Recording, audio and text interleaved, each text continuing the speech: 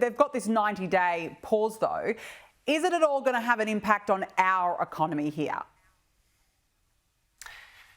If there was a disorderly decoupling between the US and China, it would have made Paul Keating's Banana Republic moment in the 1980s a walk in the park. It would have been an existential event for Australia.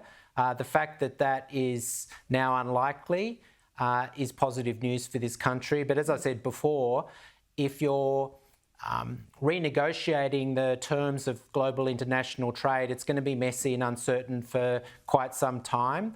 But if the US and China can re-establish their trade and financial relationships, that gives a solid baseline, if you like, for the Australian economy. Yeah, OK. We'll be watching that one with a lot of interest. Now, look, Labor has excessively spent over the last 3 years, and it's now been called into question with a second credit rating agency warning that our AAA credit rating could actually be on the line. Fitch Ratings Sovereigns Director Jeremy Zook told Business Now it could actually be in jeopardy in the medium term. This is what he said. When we think about Australia's public finances, Australia, compared to its AAA peers, is somewhat towards the weaker end when we look at the level of the fiscal deficit, which we think about a general government deficit level, including state and federal governments. That's running close to 3% this year, and the AAA median is more around 1% deficit level. David, look, there have been so many cash splashes by Labor this election, plus the last 3 years, as I said, has seen record government spending. It's been out of control. How much of an impact is this having? It's certainly having an impact. It's attracted the attention of the credit ratings agencies, but the credit ratings agencies and their individual ratings for economies are quite superficial. If Fitch and Moody's opened up the books and looked more closely, they'd see that we have 3 fiscal time bombs. One, our addiction to entitlement spending, including the NDIS, which our official forecasts assume will grow at only 8% a year instead of 14%.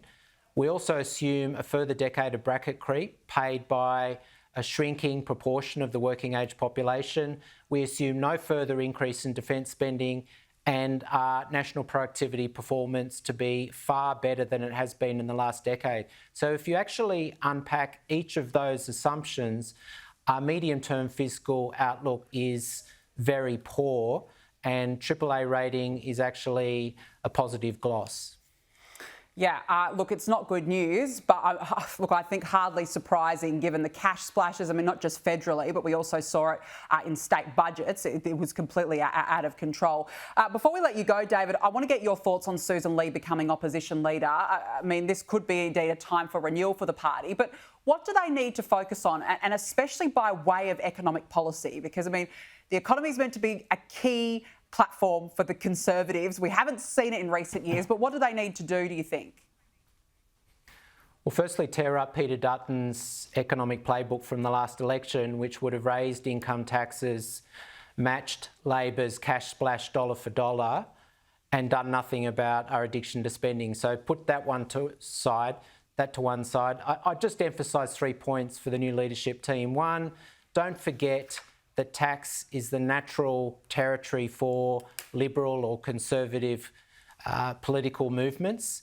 Not only does it make sense economically, we shouldn't forget that both the Hawke-Keating and the Howard government placed tax reform, and in particular the reduction of our high income tax burdens, at the centre of their growth agendas. So let's not forget that.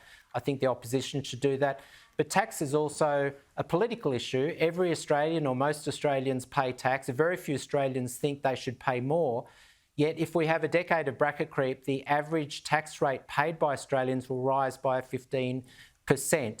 So I think the opposition should say bracket creep will not be tolerated anymore, just as we don't tolerate not indexing pensions. It's a moral issue, not just an economic issue.